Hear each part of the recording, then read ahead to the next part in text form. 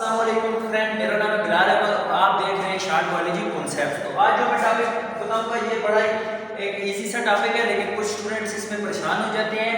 इसका हम बोलते हैं इनको एक्वापोरेंस, ये इसको intrinsic cell membrane intrinsic protein भी बोलते हैं।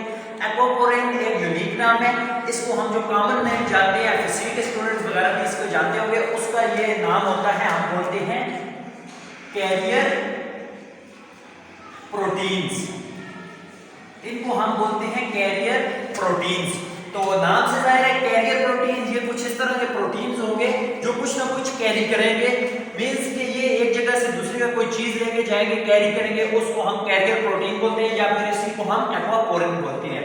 तो सबसे पहले इनका इंट्रोडक्शन फंक्शन देख लेते हैं और ये कहाँ कहाँ पाए जाते हैं, उस बेस पे इसकी टाइप्स और इसका जो स्ट्रक्चर है वो ये बना हुआ है, बिल्कुल इजी सा आपको मैं बता देता हूँ। तो सबसे पहले इसका इंट्रोडक्शन क्या है कि ये जो एक्वापोरेंस हैं ये होते हैं हमारी सेल मेम्ब्रेन के अंदर, किसी भी cell membrane, plant cell, animal cell की सेल मेम्ब्रेन के अंदर ये पाए जाते हैं। इनका फंक्शन क्या होता है, ये best way of water transfer from outside to inside the cell. Means के सेल के आउटसाइड से इनसाइड पे पानी को पहुंचाने में ये सबसे ज्यादा मददगार होते हैं किसी भी ऑर्गेनिज्म में। तो इसका ये इंट्रोडक्शन और फंक्शन क्या होता है, फंक्शन इसका हम देख लेते हैं। जैसे कि हम इसको बोलते हैं फैसिलिटेटेड डिफ्यूजन। डिफ्यूजन हमें पता है कोई भी चीज हायर से लोअर की तरफ जाती है तो उसको हम डिफ्यूजन बोलते हैं, लेकिन ये फैसिलिटेटेड डिफ्यूजन है। डिफ्यूजन में हमें पता है कोई भी इंस्ट्रूमेंट या कोई भी ऑर्गन या कोई भी सेल यूज नहीं होता, वो डायरेक्ट कोई भी चीज हाई से लोअर, सॉल्वेंट हाई से लोअर की तरफ जाता है। लेकिन यहाँ पर ये फैसिलिटेटेड इसलिए है क्योंकि इसको फैसिलिटेट कर रहे होते हैं हमारे पास पानी को अंदर आने के लिए। कौन फैसिलिटेट कर रहा होता है, हमारे पास फैसिलिटेट कर रहे होते हैं एक्वापोरेंस या फिर कैरियर प्रोटीन्स। तो ये आ गया इसका इंट्रोडक्शन, इसका फंक्शन फैसिलिटेटेड डिफ्यूजन। इसकी जो टाइप्स हैं, मींस टाइप इस बेस पे कि एक्वापोरेन को सेल के कौन-कौन से हिस्से में होते हैं, इसकी बेस पे इसकी चार टाइप्स हैं जिनको हम आसान इस तरह याद कर सकते हैं, टिप्स, निप्स, पिप्स एंड सिप्स। तो इनके मैं एब्रिविएशन आपको बता देता हूं। टिप्स हमारे पास होगा tonoplast intrinsic protein, tonoplast intrinsic protein. तो टोनोप्लास्ट इंट्रिंसिक प्रोटीन में आपको बता दूं टोनोप्लास्ट क्या होती है, जो हमारे पास होता है प्लांट सेल, उसमें जो हमारे पास होता है वैक्यूल हमारे पास एनिमल सेल में भी होता है, लेकिन जो प्लांट सेल्स होते हैं उनमें वैक्यूल बहुत ही बड़ा होता है और सेंटर में होता है।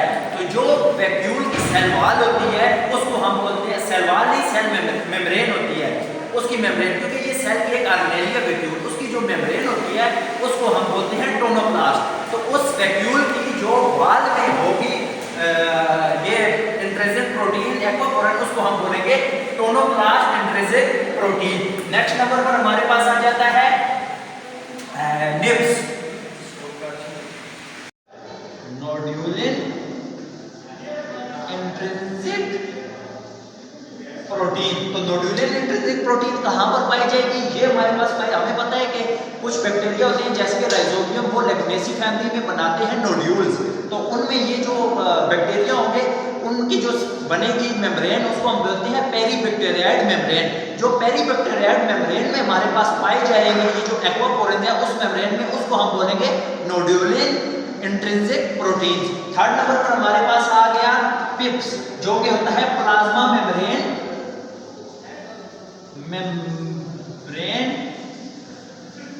Intrinsic protein. तो प्लाज्मा मेम्ब्रेन नाम से जाहिर है, जो सेल की प्लाज्मा मेम्ब्रेन है जिसको हम सेल मेम्ब्रेन भी बोलते हैं, जो कि ये स्ट्रक्चर में आपको अभी इसका बताऊंगा। प्लाज्मा मेम्ब्रेन में जो एक्वापोरेन होंगे उसको हम बोलेंगे प्लाज्मा मेम्ब्रेन इंट्रिंसिक प्रोटीन। और सबसे लास्ट में सिप्स, स्मॉल इंट्रिंसिक प्रोटीन। तो स्मॉल इंट्रिंसिक प्रोटीन वो होंगे जो कि हमारी मेम्ब्रेन में प्रेजेंट होंगे। वो मेम्ब्रेन कौन सी होगी, सेल की कौन सी ऑर्गेनेल की, वो होगी एंडोप्लाज्मिक रेटिकुलम की मेम्ब्रेन, उसमें जो प्रेजेंट होगा एक्वापोरेन उसको हम बोलेंगे स्मॉल इंट्रिंसिक प्रोटीन। तो ये चारों इसकी टाइप्स आ गई, इनकी बेसिक लोकेशन दी गई, कहां-कहां पर ये पाई जाती हैं, इसका फंक्शन मैंने बता दिया, इंट्रोडक्शन आपको बता दिया। तो अब इसका आ जाता है हमारे पास स्ट्रक्चर, जो कि सबसे डिफिकल्ट है या फिर कंफ्यूजिंग है, वो हमारे पास होता है इसका स्ट्रक्चर। तो ये हमारे पास इसका स्ट्रक्चर है, ये सेल मेम्ब्रेन का स्ट्रक्चर आपको नजर आ रहा है, ये बिल्कुल हेड, और ये फैटी एसिड्स हमें पता है कि सेल मेम्ब्रेन में क्या पाए जाते हैं, ये पाए जाते हैं। और ये जो रेड कलर से आपको नजर आ रहा है, ये हमारे पास एक्वापोरेंस का स्ट्रक्चर। एक्वापोरेंस ये मेरे पास एक सब यूनिट है एक्वापोरेंस की, मींस कि ये आप देख रहे हैं एक loop, loop 2, loop 3, loop 4, loop 5, इसी को हम loop A, loop B, loop C, loop D और लूप ई भी बोलते हैं। ये हमारे पास जो एक्वापोरेंस कंप्लीट स्ट्रक्चर होता है उसका एक यूनिट है, मींस कि इसकी टोटल कितनी यूनिट्स होती हैं, 4 यूनिट्स। इस तरह की 4 यूनिट्स मिलती हैं तो हमारे पास एक कंप्लीट स्ट्रक्चर ऑफ एक्वापोरेंस बनता है, मींस कि ये 4 यूनिट्स पर मुश्तमिल होता है। और एक यूनिट का जो वेट है वो हमारे पास तकरीबन होता है 30 kg, और मींस के टोटल हमारे पास कितना हो जाएगा 120 kg। तो ये जो हमारे पास डोमेन्स हैं, ये 1 2 3 4 5 6 डोमेन प्रेजेंट होती हैं एक यूनिट ऑफ एक्वापोरेंस में। तो ये हमारे पास हो गया। तो ये यहाँ पर आपको नजर आ रहा है, ये मैंने लिखा हुआ है N terminus and C terminus. और ये जो मेम्ब्रेन है हमारे पास, ये प्लाज्मा मेम्ब्रेन का स्ट्रक्चर मैं बता रहा हूँ एक्वापोरेंस का, जो पिप्स था हमारे पास, PIPS।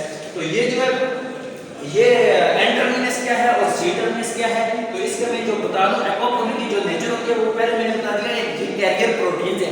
तो प्रोटीन का हमें पता है कि प्रोटीन बने हुए होते हैं फुल अमीनो एसिड से, और अमीनो एसिड में बॉन्ड कौन सा होता है, पेप्टाइड बॉन्ड होता है। तो जब मींस के मैं एक स्ट्रक्चर यहाँ पे बना देता हूँ अमीनो एसिड का, अमीनो एसिड हमें पता है इस तरह से, एक होता है कार्बोक्सिलिक ग्रुप, एक होता है अमाइन ग्रुप, एक R ग्रुप और एक H। तो ये हमारे पास एक स्ट्रक्चर है अमीनो एसिड का। तो इसमें जब मींस के इस तरफ चेन बढ़ेगी, जब ये बॉन्ड बनेंगे, जिस साइड पे कार्बोक्सिलिक ग्रुप फ्री रह जाएगा उसको हम बोलेंगे सी टर्मिनस, जिस साइड पे अमाइन ग्रुप फ्री रह जाएगा उसको हम बोलेंगे एन टर्मिनस।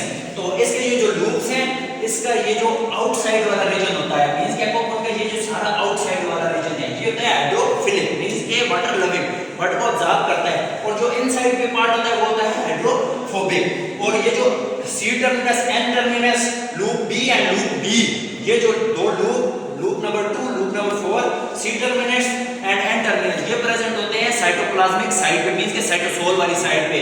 और जो loop A, loop C, loop E होते हैं, ये तीनों प्रेजेंट होते हैं आउटसाइड द सेल। तो ये हो गया स्ट्रक्चर ऑफ एक्वापोरेंस, और फंक्शन इसका फैसिलिटेटेड डिफ्यूजन है। I hope you understand this small concept about aquaporins and carrier proteins. Thank you very much.